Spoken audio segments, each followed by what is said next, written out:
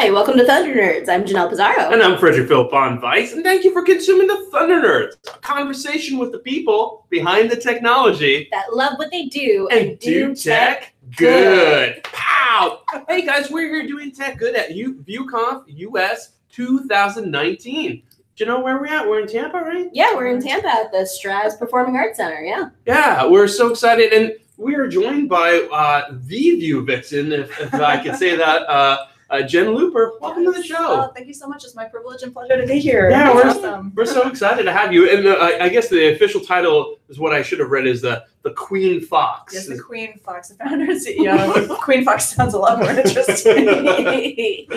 Yeah, I love that. Cool. So for our audience, do you mind just telling everyone a little bit about you and what you do? We'll Sure. jump into a few things. Yeah, sure. So I'm a senior developer advocate at Progress. My company is called Progress. They acquired a company that I was at called Telerik. And I don't know, some people may know one name or the other. I'm based in Boston, and my job is to deliver love for some of our products and some of our solutions. The one I'm associated with most closely is NativeScript. And I'm extremely excited about a community initiative that was built on top of NativeScript called NativeScript Vue. So it allows the Vue community to build mobile apps natively using NativeScript plus Vue. And it's a really exciting place to be. So yeah, so that's kind of what I advocate for. And I've always loved mobile apps, and this is just a great way to build them. So it works for me. I love that. Yeah, but I'm also the CEO and founder of Vue Vixens, which is a diversity initiative within the Vue community. So it's patterned a little similar to Rails Girls, Django Girls, and I was directly inspired by NG Girls, the Angular community. I love that. Yeah, and if I could read something I wrote down, it's for people who identify as women in tech, basically, specifically within Vue. Yes, exactly. Yeah. So what we started to do was do exactly what NG Girls does, which is pair with a big Angular conference, for, in our case, a big Vue conference, and then we would do workshops for women either during or after or before the conference, and maybe get some of the speakers as our mentors. And then it just struck me, because I had people from South America pinging me, we want to do something too. You know, there's no huge Vue conference in a lot of these places. So suddenly I've spun up 21 chapters in a year. Wow, that's amazing. In a year? In a year. Wow. We've been here for a year now. So we've got exciting things happening in Lagos, Nigeria, and Peru, Chile, Argentina, Colombia, Mexico, a couple folks in Canada, different places, you know, all over Europe. So it's really exciting. fun. It's literally just exploded. It kind of blew up. Yeah, I'm like, wow. That's incredible. So what made you come up with this like initiative? What is like the core value, if you will? Yeah. Well, I was, like I said, I was inspired by NG Girls. I love Shmuela, their founder. So I kind of consulted with her, and it seemed to me that there wasn't such an initiative in the Vue community, and there ought to be, because it's really fun and cool.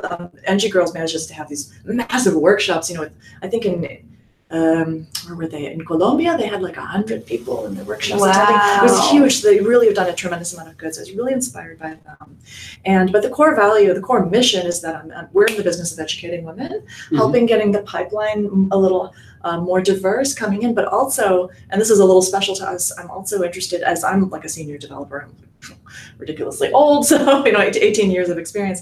I want to make sure that the senior women and the mid-career women are also supported. So there's a ton of work for the pipeline, but there's also attrition at the top because you hit a glass ceiling. So I want to make sure that that doesn't happen, or if it does, then we can help mentor and support them in any ways that we can. So it's a really cool kind of atmosphere that we've got going on Slack for sure. I love that. It's really neat. What are those initiatives to, help break the glass ceiling for women who are, in those senior roles? Yeah, so we have several channels on Slack. Some of them are for helping people become better as conference speakers. That's a great way to get publicity and kind of get your name out there. And in case you're stuck in your company and you need to think about where you want to go next. Hi, we have we take a look at each other's resumes and kind of patch up. We've got such a diverse amount of talent in our community that somebody will pick up somebody else's resume. Do you want to sit over here? Here's what you should fix. This is Brian Hinton. Hi, So Brian. excited to meet you in person. How are you? Big fan.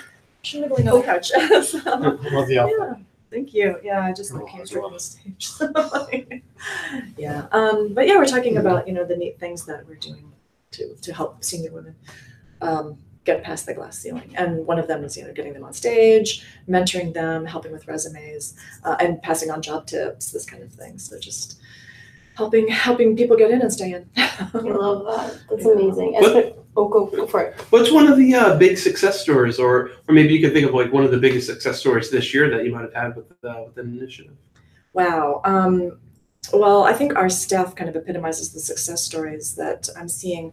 My CTO, Natalia, was in Ukraine and at a sort of a good job, but she managed to work her way through our networks and our content. She did a tremendous amount of work creating our content for our workshops, and that was noticed by GitLab. And so she got a job there as senior front-end developer at GitLab. So it's just like a huge, accomplishment for her and a huge step up. And suddenly she's speaking on all the international stage.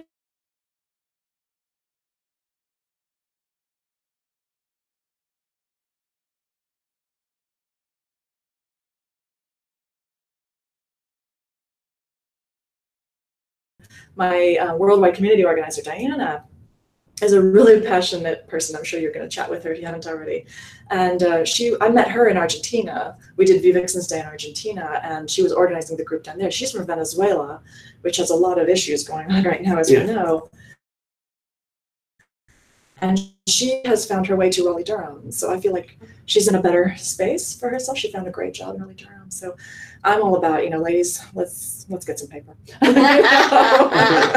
So I think it's a really great success story. I'm really excited. So what was what gave the move from being a French teacher to getting into development? Yeah, I have a weird background. I have a PhD in Old French, and it's not such an easy job market in that area. And I talked to a lot of people who have the same story who are also in tech and who went through the academic meat grinder. And you try to make it work by adjuncting for a little while. I did that. Yeah. You end up getting paid $1,500 a semester teaching every day, and you can't cover childcare. And that for me was it. This is ridiculous. This is not right. So I caught the end of the .com boom in about 2001 or so or two, and worked I just got a little bit lucky and was picked up by a startup, and I worked through the kind of the macromedia stacks. So I was doing Cold Fusion, Flash, doesn't it make you kind of misty-eyed? Yeah, I miss macromedia. I know. I love macromedia. I know. I went straight through Macromedia University. There's so many courses. Oh, yeah. I have a certification button. It's fantastic. I'll tell you, I think they got a lot of people started in the field. Yeah, agreed. It's great software. So working up through the Adobe stack and then getting into the JavaScript area maybe 5 years ago. Oh, wow. So relatively recently, actually. Yeah, I've been doing Cold Fusion a long time. So yeah, but it's all good and it pays the bills. Nice. Do you mind if we talk a little bit about your presentation today? Oh, sure. I just wanted. I missed a little of the beginning, but I just want to say, Vue Vixen, huge fan. Since the very beginning, I was a Patreon sponsor for numerous chapters, and it's so exciting how it went from a little ripple to international, and it's awesome. It's scaled really quick because of people like you who supported us from day one on Patreon. So awesome. And I do appreciate that immensely.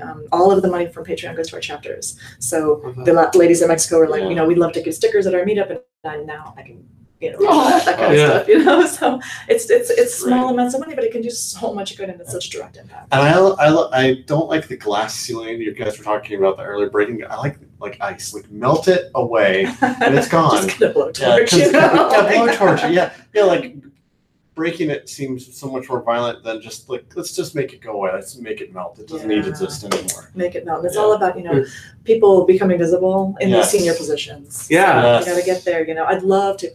One of my dreams is to see on Shark Tank a female-founded really heavy tech blockchain company go in there and just blow them away. Oh, that'd be awesome. A lot of times Shark Tank is it's beauty products and it's lovely our baby products and when the ladies are up there, it's going to be very fluffy, which is awesome. But I want to see really hardcore ladies get up there and blow it away. So something like that, that'd be great. It'd be fun.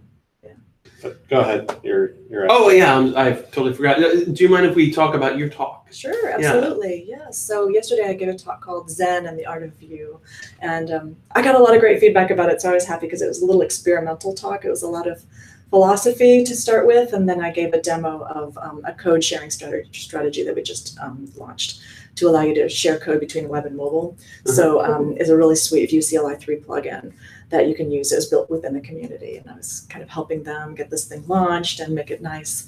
And I built my demo on top of it. So it was really, I really love the way our community has stepped up and built on top of our open source product. So it's a great pleasure. I have a lot of respect for these guys because those plugins are not so easy to build. You know? I'm like, wow, that was amazing. But the premise of the talk was that the Vue community, more than a lot of other communities as far as I've seen, has this kind of interesting zen that it positions itself right in between design and technology. Yes. And I think it's coming from Evan, having gone through Parsons. Yeah. Yeah, and people like Sarah Drasner, who's kind of everyone's, you know, astounding lady. And she also has an art background. And a lot of people you talk to are coming from humanistic and art backgrounds. Chris Fritz is an ex-German teacher. I'm the ex-French teacher, you know. We're all like, we're a bunch of like humanities weirdos, you know. And I think it really brings a unique flavor to the community that I really appreciate, and it really attracted me. So what I wanted to do is create a demo that shows the creation of mandalas. So these kind of symmetric art forms that you make that spin. So you draw an image or a little drawing on your mobile app and then display it on the web in a mandala format. So it's kind of create your own sacred geometry. It's very zen, very. Is it Canvas that you're drawing on, or what are you using to render it? Yeah, to render it, it was just a bit of CSS, you know. Oh, really? So, because and I got some good help from CodePen on this one, you know, to make it spin nicely. But yeah, the cool thing for me was the way that the plugin is, you know, a quick installation, and then all of a sudden you're scaffolding an app that has these wonderful template web and template native. So within this, the single file component, you have template web and template native, so you can fork your experiences but build them side by side at the same time. And then when it gets a little more complicated, you can use forked files. So you would have like hello world.vue and hello world.native.vue. The native bits would be for the mobile stuff, and everything else would be for the web. So you have a lot of flexibility in how you share your code. But it's one of these solutions that is something everyone asks for, and I always wonder who's going to use this and for what. I want to see all the nefarious things people are going to build. But boy, it's really nicely constructed, and God bless the community. Have you seen anybody use it besides, you know, people that you just generally know? So the big success story with NativeScript code sharing was in the Angular community, actually. And the number one app in Apple over Christmas is called Personal North Pole. Do you know this one? You get like video calls from Santa. Personally, I'm like, I subscribed to it for the kids maybe 5 or 6 years ago. For the was kids, still going, yeah, for the kids. and so my daughter Stella, who's 19, still gets calls from Santa, and I'm thinking, That's adorable. I want a call from Santa. I mean, you could, Personal North Pole is your friend. It's a thing. Yeah, but they That's have a code sharing story, so it's a pretty big successful app that Is it Vue? That one's actually grown within the Angular system, but in NativeScript, so we could kind of look at the way they did it and get a little inspiration there. So, you know, whether you fork the templates, which is not so easy in Angular, easier in Vue, or have the file naming convention to share the code, which is what you do in Angular, which just makes like a lot of files. So, but yeah, it's a lot of fun. That's a success story. I'm trying to think of any others that I know of off the bat. I feel like there's some banking apps that are doing this. For some reason, airlines and banking organizations tend to like NativeScript. Nobody knows why, but we're going to take it and thank you. You know, so. Yeah, I like it, but sometimes I feel like at least the banks I use. Oh God, wish they would just do something different. It's so bad. I don't know if they're using that. They may be just using something else. Yeah, it's all about Wells design. Fargo, so it's Wells Fargo. horrible. Yeah. I had some happy experiences with Fidelity's mobile app. Come on in. Yeah. I don't know if you were on there. Oh, we are. Oh, we are. Yeah. Hi, ladies. Oh, hi. More vixens. Yeah. We have some vixens in the audience. Yeah. So how long did it, one thing I'd like to talk about is get a behind the scenes look. I know we're kind of running short on time. Like how long did it take you to make your presentation? What was the work behind it to, build it out? So what I did is I was doing two things. I was working with the community to finish up this thing and make sure that everybody was happy with it. But I didn't really want to wait till that was done because it kind of cut too close for my comfort zone. Yeah. I like to give myself a month to create, kind of the slides and the demo and all that stuff. Sure. So what I did is I built the web app and I built the mobile app separately. And then when the plugin was done, I scaffolded a completely new app and then I could slot in my code. So that kind of worked out for me because it's not the most complicated demo in the world. Yeah. You know, there's a few files here and there, and and it was a good use case to see how someone would do exactly that, because a lot of people aren't greenfielding projects right now. They might want to kind of slot in what they've got, and so now I know how to do it. It's not so bad. But yeah, about a month or so. Yeah, a month seems to be the sweet spot that we've been hearing. Yeah, everybody's saying that. Yeah. It took about a month to get it out, but I mean, it's probably a lot of like even beforehand thinking, or like, what the heck am I going to do? Yes, definitely. I've done talks that are a lot of machine learning talks. That takes me longer because it's so tricky to get enough data to do anything. Yeah. So, and I found a cute little shortcut on that. So you can take a little video on your iPhone of the object you're trying to analyze, and then use FFmpeg to cut all of the video into many cool. photos. So you get 200-300 photos out of a 6-second video. It's like, just train on that, It's like, Love that. Life hack. oh yeah. So we're just about out of time. How can people find out more about you and Vue Vixens? Where do they go? Sure. So you can visit my website at jenlooper.com. Yes, it's .com. And Vue Vixens is a .org. So vuevixens.org, jenlooper.com. And you can follow me on Twitter at jenlooper. Nice, excellent. Yeah. Well, thank you so much for being on the show with us. Sorry, I was a bit late, but I'm like running between stage and. Me too. Okay, being a unicorn is like It's hard being a unicorn. Turns out unicorns like to eat catfish po' boys, which I found today. So it's a pretty serious business, and unicorn's pretty happy at the armature, right? Armature. Armature works, yeah. Oh, nice. Astounding. So yes. All right, well, thank you so much for being Thanks on the a lot. show. Really Thanks appreciate everybody it. for watching. Appreciate it. Okay. We got more coming up.